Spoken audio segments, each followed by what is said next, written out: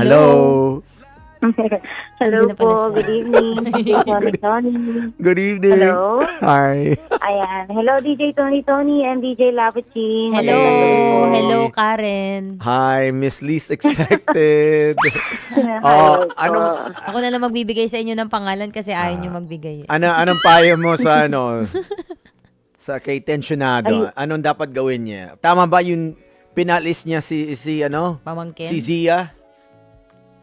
Sa akin po, yes, tamang-tama naman po yung ginawa niya kasi hindi niya deserve yung ganong bagay po. Parang kung alam mo namang may mali na, bakit ka pa mag-i-stay when you deserve something better, di ba po? Grabe. Yeah. So, dapat ba iwanan niya yung Hindi, eto asawa muna niya yung ba tanong niya. Dapat bang sabihin niya dun Hmm. sa tita niya kung bakit pinauwi?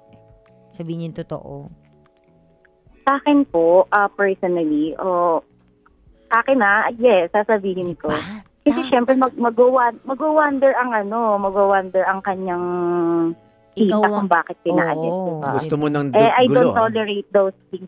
Hindi kasi dapat pag tinotolerate yung gano'n. Oo, kasi Parang- uulit at uulit yun, di ba? Exactly. dapat So, ba mas mag-break magandang sila? malaman na. Dapat ba mag-break siya ng boyfriend or Siguro, kung isang beses pa lang, siguro subukan kausapin. Pero Mm-mm. kung paulit-ulit naman, wag na. Okay, so strike one muna. Okay lang, Oo. strike one. Everybody deserves first a warning, second ha? chance and a third chance. Si tensionado, if you're listening, okay lang first warning na yan sa boyfriend mo. Boyfriend ba? Hindi, partner. Partner? Ang live-in partner? sige. Ako isusumbong ko din yan kasi nga ayoko ng ang bata-bata pa lang dapat kinokorek na yan. Kapag hindi yan, Totoo. pag hindi yan kinorek, ay nak. Alam mo, masarap yung bawal talaga pag bata. Ay, pagpasensya mo to, least expected, talaga pumapatol sa bata to eh. Hindi. Ay, tapos ngayon hindi na. Hindi ako pa sa bata. So, gabi. Ayaw ng bata. Ayaw ng sakit Ay, sa na ulo. ng bata. Ay, sakit sa ulo, pero nung isang araw, inaalam yung Facebook nung caller namin. Ay, Uy, 26 na yun. 27 na yun. ito parang si Karen. Ikaw daw, Karen, 27 ka. Ikaw ba meron Ah, kang yes po. boyfriend ngayon?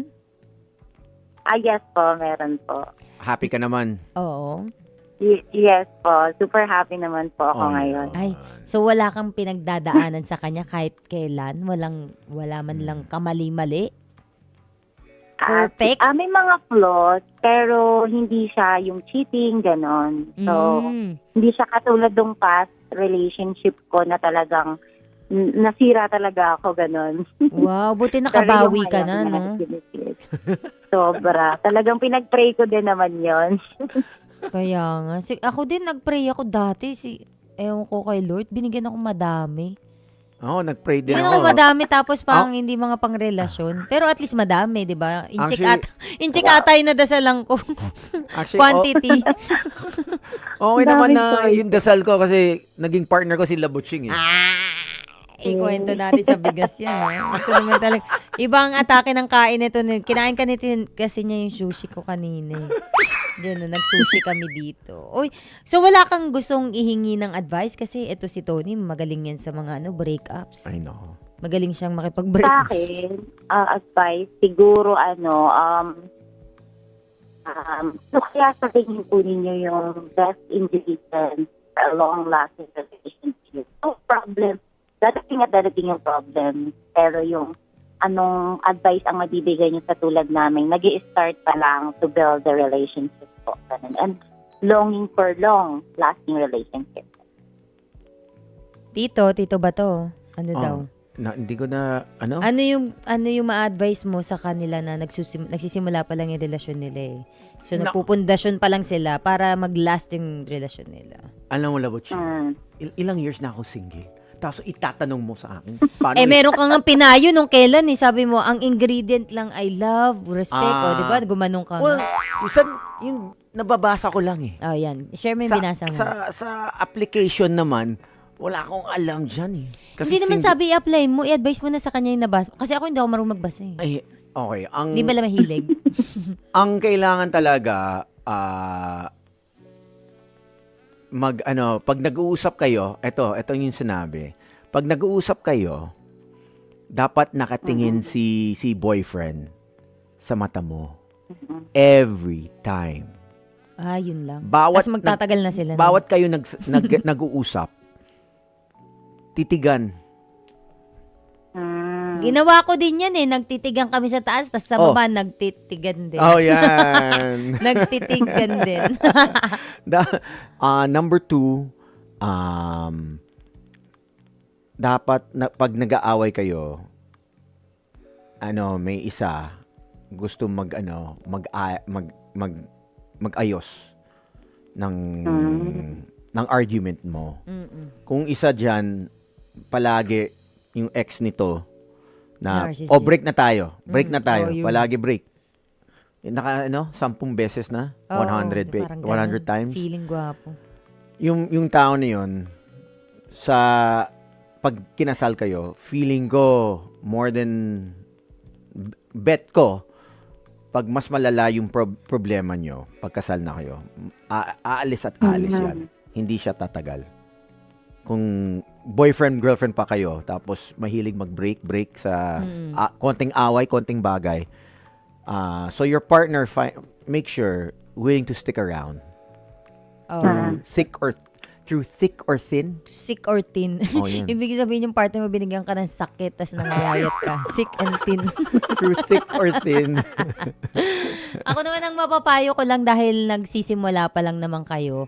Hindi nyo kailangan i-pressure yung isa't isa na maging perfect yung relasyon nyo ngayon. Gusto ko lang mag-enjoy kayo, tapos huwag kayong magpaka-plastic sa isa't isa.